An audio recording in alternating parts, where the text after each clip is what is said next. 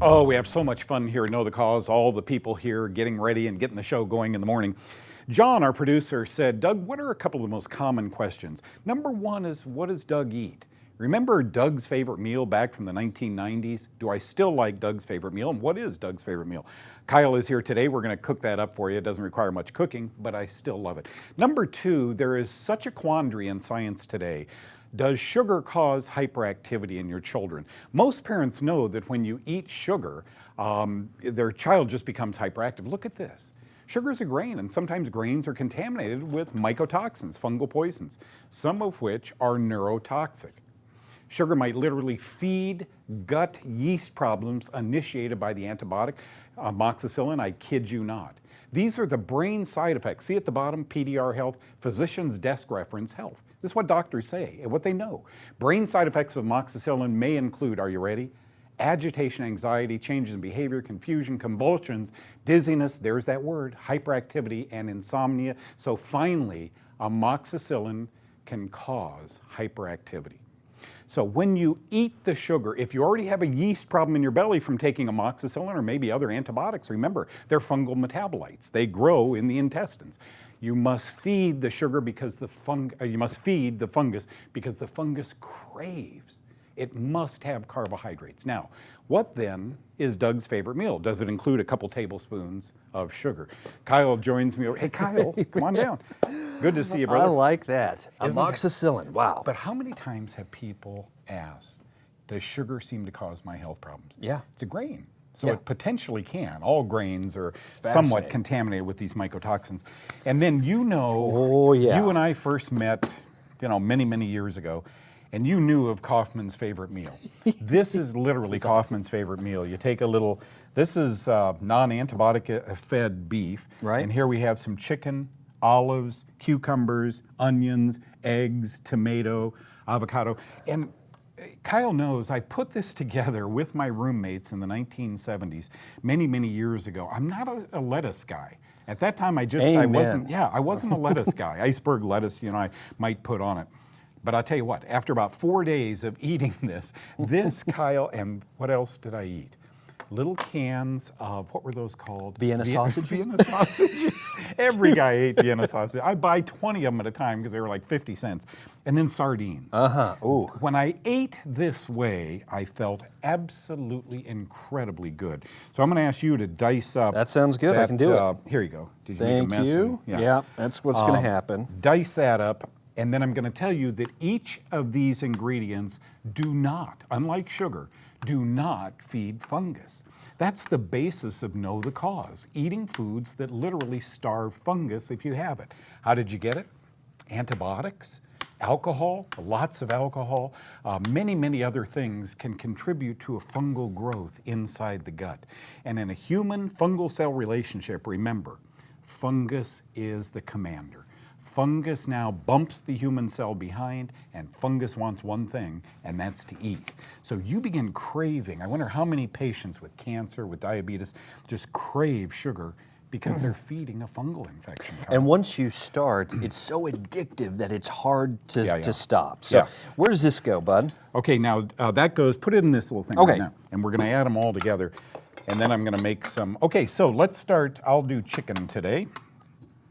Chicken. And thank you, Joy. She has diced up all the olives for me.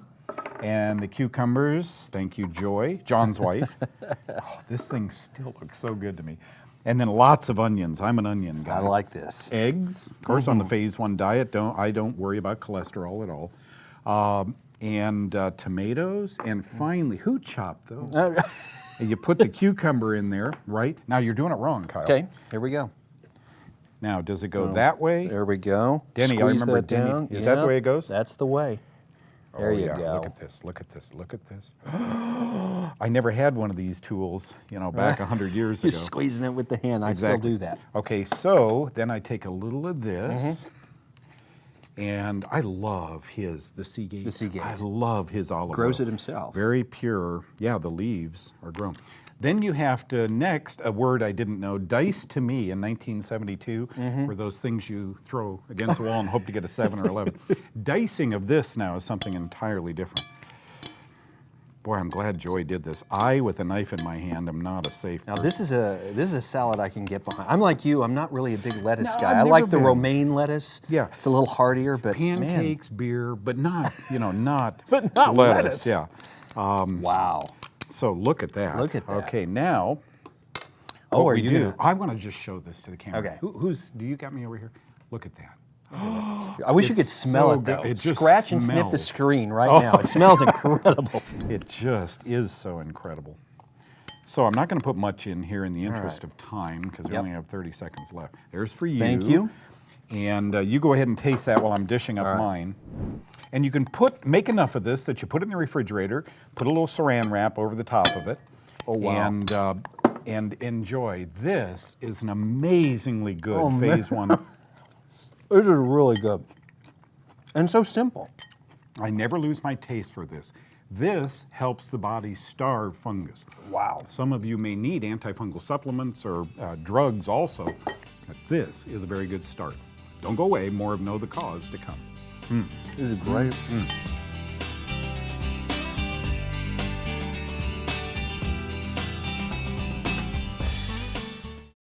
I'm Dan Soloway. I'm the host of the Health and Fitness Radio Show. All my life, I had suffered with allergies. When I was a little boy, I used to run off the roof and I would climb fences and I'd get stitches about every 2 weeks. To the doctor nicknamed me Band-Aid Dan. And of course, back in the early 50s, they'd give you penicillin shots every time you went in. And by the time I got into first grade, I would sneeze after breakfast. I sneezed so much, I suffered nearly all my life from allergies. And then it got really bad about 2 years ago. My garage flooded about 6 times in a heavy rain over about a month period. And I'd gotten a mold infection to a point that I could only sleep about an hour. And I remembered my friend Doug Kaufman said that when he was at USC, they used to powder up nystatin tablets. So I got a diflucan prescription and nystatin tablets, powdered up, put in a saline solution, and for the first time in my life, I know what it feels like not to have allergies. And I used every nutritional thing under the sun, but when I put those two combinations together, it cured my toenail fungus and cured my allergies. So I'm really impressed, and I'm really glad I know Doug, because without that, I'd still be sniffling.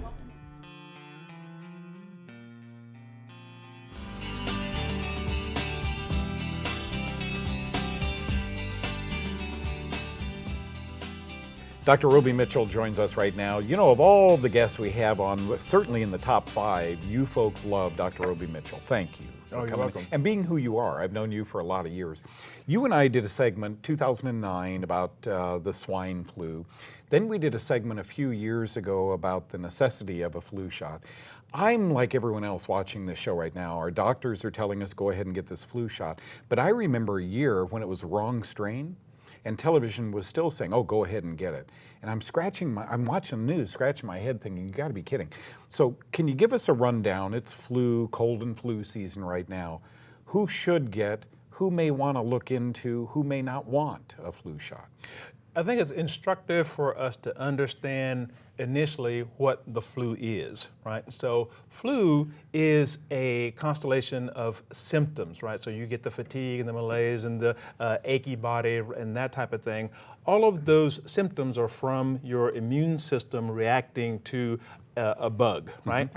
There are about 500 different bugs that can make your immune system react in that way to get what we call flu-like flu-like illness, right? Sure. So classically, though, the flu is from an influenza virus, right? And there are like 200 strains of the influenza virus. So you get that, and your immune system reacts, and you get the flu. But again, there are another 300 that are not flu viruses that give you the same exact symptoms, right? So what we want to be concerned about is flu-like illness, right? Not just the flu. When you get the flu shot, at most, you will get protection, 50% protection, right, at best, from 3 of those flu viruses, right? So there's 3 that you get protection from. There's 500 out there, right, that can give you the flu. That's basically like walking out into the snow with just a warm hat on, right, and naked from the waist down. So you will still get sick. You will still get the flu, even though you get the flu shot, if you have a compromised immune system, right? So that is the key factor, is people that have a compromised immune system. So these categories, the demographics that they will tell to get the flu shot are who? The very young, right, that have an immature immune system, the very old that have a declining immune system, and then pregnant women who, because of their predisposition for hypothyroidism and the relationship between thyroid and the immune system, they are in a compromised situation. So if you are in one of those categories, right, should you get the flu shot? Well, that depends. If you are a mom and you're not breastfeeding and you're taking your kids, to get fast food and feeding them a lot of sugar, they're going to have a compromised immune system. That 50% protection against those 3 germs, might work for you, right? And the same thing, if you're an elderly person and you haven't been to a doctor that has addressed your lowering hormonal levels like thyroid and so forth, and you've been on a poor eating plan, the standard American eating plan and so forth, you're going to be, if you smoked, right, then you will be compromised, and maybe the flu shot may help you. And the same thing for other people in general, that includes pregnant women. That said, a person like me that eats really healthy, has very good levels of vitamin D, and when you bring up your vitamin D levels, that protects against all 500, right? So that's really the smart way to protect yourself against flu-like illness, is to make sure your vitamin D levels are up. Then I would never take the flu shot, right? Because it does have some downsides also, as we discussed in the previous show. You take out that insert, right, the package insert that they write themselves, right? The vaccine manufacturers get their printout, what they wrote about it. Everybody, before you line up, right, and just get that paper out and read it. Go down the list of the side effects and these, Guillain-Barré and paralysis and all these other things can happen. There's a small chance that it would happen, but they can happen. I would not take that risk, because it makes no sense for me to take that risk, because again, I have done the things to protect myself from all 500 strains, right? You the same way, right? So I'm not saying don't take the flu shot categorically. I'm saying assess yourself, right, to see if that is the right thing for you to do and the right thing for you to do for your children. Yeah, I love this. Thank you very much. So many people tell us here at Know the Cause they get the flu shot and they get the flu. Impossible, says the Center for Disease Control. That's a dead virus. That's a whole nother controversial area, another topic that I could introduce Dr. Mitchell to. And he'd go on for 40 minutes on that alone. Thank you for coming in. Very welcome.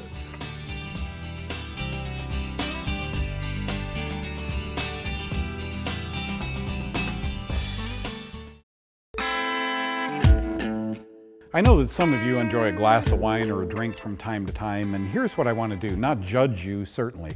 What I want to do is try and teach you quickly what that is. You see, the fungus is called brewer's yeast. The byproduct, or the poison it makes, is called alcohol. So if you drink, don't drink a lot, drink a little bit. And then before you go to bed at night, some cooked spinach, the green chlorophyll, should help sop up the mycotoxins that are now left in the tummy.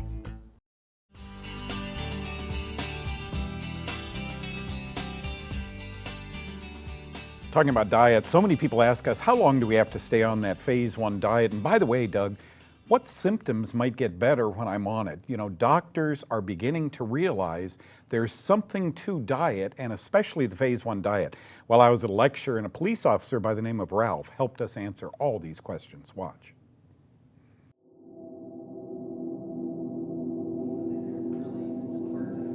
I had out, and I went on the phase 1 diet. After going on the phase 1 diet, it went away, and I still kind of can listen to Doug, but of course I went off the phase 1 diet. Last year at this time in May, I had 3 strokes and was strapped to a bed, at which time they told me I also had diabetes. They put me on all sorts of pills, but said nothing about what I should do in order to try and help myself to get rid of it. Once I got home, I pulled out Doug's old books, and one was The Fungus Link and Infectious Diabetes, and I read it, and since then I'm basically off all medications, don't have any more diabetes, and because of Doug's information, I'm basically 100%, and at this time I will not go off the phase 1 diet. So that's basically my story, and I'm sticking to it.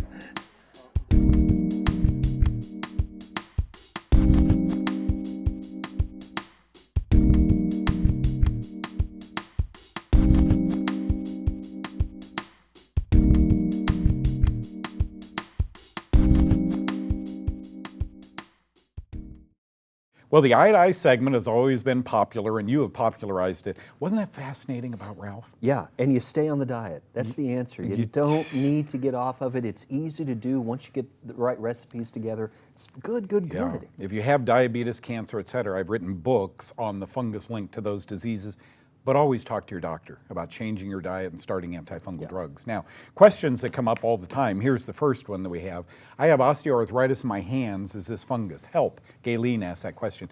You know, it's so funny. When I talk on television, I say, I'm 65 years old now, and I don't have any health problems. I always do that. I don't have arthritis. I get up in the morning, I feel really good. Is osteoarthritis, look, there's no doctor in the world that would have believed Ralph. You went off your diabetes medicines by following along a diet. That's impossible. Genetically, you're born with that. Folks, what wrecks those genes is certain fungi. So if you've got a life full of fungi, inhaling it, eating it, antibiotics, we talk about all these things, then really talk to your doctor about antifungals. But if I had osteoarthritis, I would try the phase 1 diet, and I would take some antifungal supplements, which...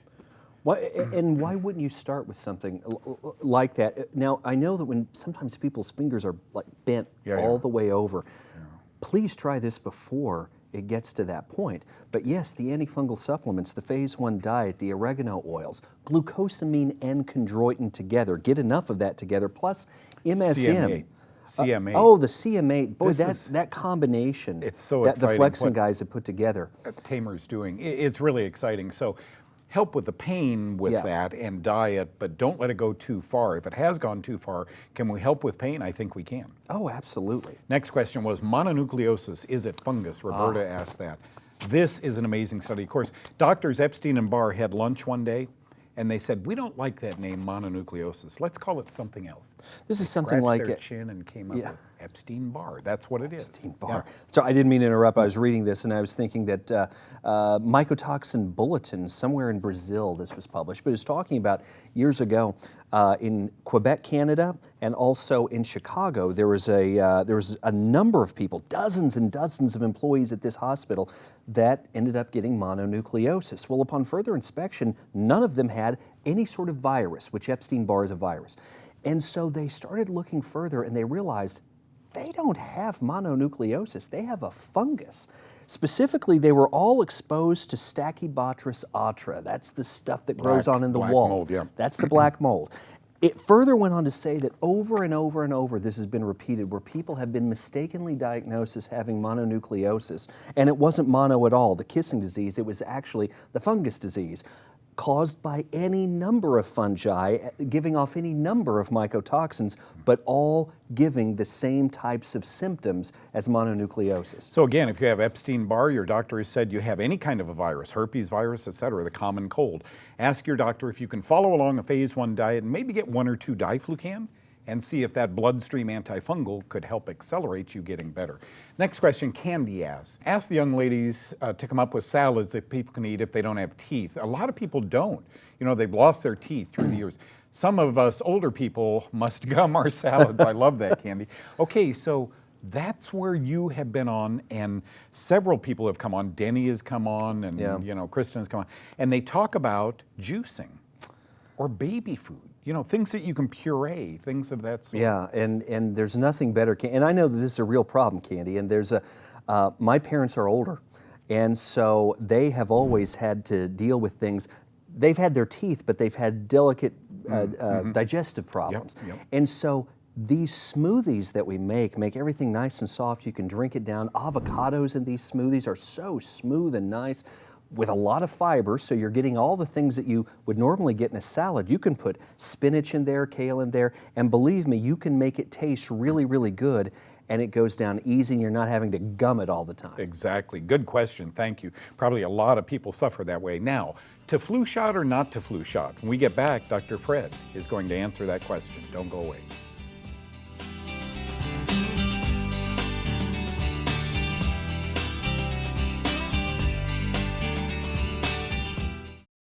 Well, about 4 years ago, I was on my treadmill because I walk on my treadmill every day because I'm a type 2 diabetic. I was flipping the channels trying to find something to watch to keep me entertained, and I ran across a show called Know the Cause, and I just started listening to it. It was like somebody turning a light bulb on for me. It all made so much sense. And I'd tried the Atkins diet. I'd tried doing exactly what the so-called experts said, and it didn't work. I couldn't get my blood sugar below 180, doing exactly what they said. And so when I started doing this phase 1 diet, it all came together. Within just a few months, I noticed that the pain in my elbow went away because I also work out with free weights. And when I would do curls, my elbows would hurt so bad I couldn't hardly touch them. And that was the first thing I noticed. Just one morning, it's like they don't hurt anymore. That was the first thing I noticed. And then my blood sugar started to leveling out. I noticed that, and I just felt so much better. Type 2 diabetics are overweight. I've never been overweight in my life. I've always tried to exercise, and I thought I was eating right. I was doing what they told me, the whole grains and the low fats, and it just wasn't working. And but no, I've never been overweight. And I asked the doctor, I said, well, because he told me, he said, what's a skinny little guy like you doing with all these old fat men problems? And I said, well, I don't know. That's why I came to you. Well, he just dealt a bad hand. That's the only explanation he had. My cuticles used to split open every winter, just really bad, painful. I'd have Band-Aids on every finger. And that doesn't happen to me anymore. And I credit it all to know the Cause and Doug Kaufman and the phase 1 diet. And I recommend everybody to get on it. It's just so much better. And I just can't thank Doug Kaufman enough. I feel like he saved my life.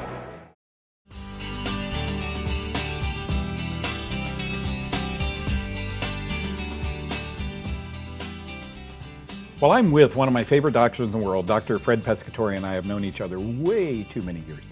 I want to ask this question because it's around the time of the year when people line up and you see on television, Dr. Pescatore, the baby screaming with this needle going in their arm and the old people passing out in line and they're moving forward waiting for the flu. But you got to get in right away because they're running out of that flu vaccine, and make sure you get it. Okay, I have not, when I was in boot camp, I remember they gave us a flu shot, 400 years ago. That's the last flu shot I've ever taken, and I don't think I've had the flu since then. So can you give me your take? I know you don't represent the Center for Disease Control, but as a physician, what's your take? You have patients coming in all the time asking this. I mean, I recommend pretty much not to get the flu shot. Because I think, A, getting the flu shot, you'll get the flu. Because that's just part of, well, it's not impossible. They say it's a dead strain, and I've got to tell you. It's not a dead strain, it's a live strain of the flu. You guys are telling me this all the time. Mom got the flu shot, she got the flu. My brother got a flu shot, he got the flu, so I'm not going to get it. But you have this whole group of people telling us that's absolutely impossible. That's not the right answer.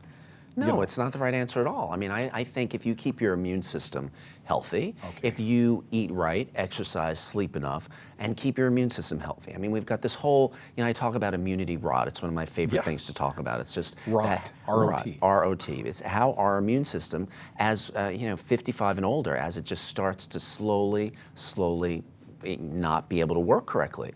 And I don't think getting a flu shot, I don't want to get off the topic here, because they force it down our throats. They make us get it whether it's the strain that they're using or not. They just insist. And then last season, what they tried to do was get everybody to take it twice because it was such a long winter. Right. So they tried to get people to take another flu shot because it wore off. I mean, I don't know. I still don't understand why the American Medical Association is in bed with the pharmaceutical companies. I mean, they are wrapped so tightly together. I don't understand it. I don't understand how it can even happen, considering we're supposed, doctors are supposed to be science-driven only and not be driven by proceeds from any corporation in any way, shape, or form. Yet we're forcing people to get vaccinations that are And that's just, and we're just talking the flu shot, Right. let alone not any of the other thousands of vaccinations that, It's a that we're gray forcing area kids to that get. we're being told is black or white. There's only And one it's way to go. not. So here's what I've decided. The more I study this, and you got me into this many years ago. You remember your talk about yogurt with me 20 years ago or so. Most of your immune system is in the gut. I always see you on TV representing Dr. O'Hara's probiotics, and you do it on this show also.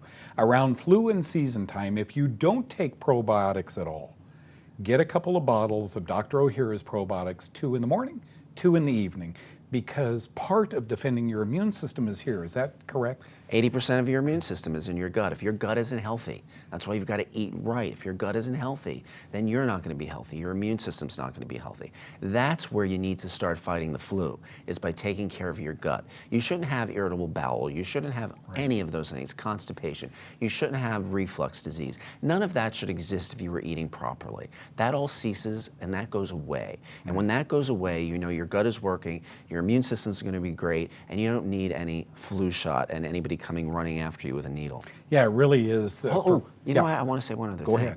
Do you know they now, if you refuse and you're a hospital worker, they now make you wear masks and put a badge on. It's sort of like you get this red badge or. Not of courage, right? No, it's no, a it's red like the badge. adulteress Yes. It's, in my Salem. opinion, that is placing you, seeing patients, and having patients say, "Oh, that doctor didn't get his flu shot." It's really getting a bit out of control. A bit out of control? I think we're all thumbprints. Maybe some of you want to take the flu shot. You're doing great. Dr. Pescatore is not here to tell you not to do that. Go ahead and continue getting your flu shot per your doctor's orders. What he's saying is this is not about the flu shot. It's all about defending an immune system. Can you do that with diet and probiotics and beta-glucan? You bet you can. So thank you so much for coming in. Thank and you. clarifying that. You bet.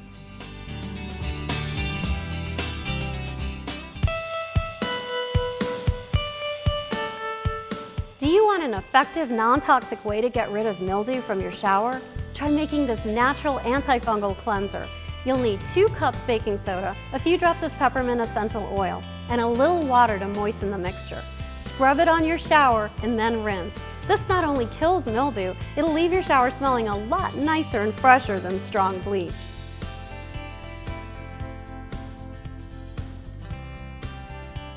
Wow, from flu shots to sugar and hyperactivity. What are you doing? Yeah, I'm watching Know the Cause on the phone. You guys know that you can go to knowthecause.com and watch it on your phone, your mobile device, your iPad, the computer, every single day. So if you miss one, you can just watch it, like what I'm doing right now. You serious? Yeah. How about that? I You can't and Guy believe it. Evans. Technology, technology. Bless you folks. Thank you for joining us today. We'll see you next time. Bye-bye.